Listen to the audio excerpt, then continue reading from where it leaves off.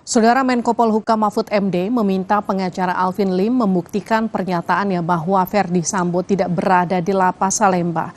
Namun Mahfud menilai banyak pernyataan Alvin Lim yang belum bisa dibuktikan. Mahfud menyebut belum mengetahui kepastian Verdi Sambo di Rutan Salemba, Jakarta.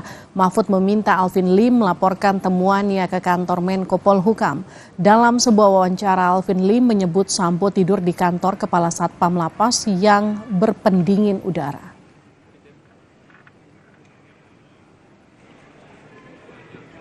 Ya baguslah kalau dia punya info begitu.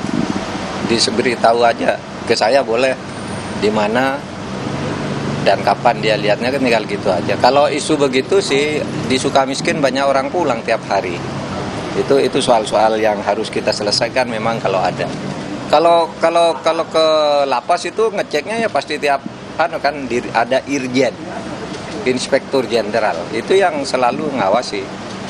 Kalau ada sesuatu dia saya panggil. Tapi ini kalau dari Alvin kan memang terlalu banyak ya pernyataannya, semua bagi dia jadi kasus, jadi tidak jelas yang mana yang benar, mana yang salah akhirnya.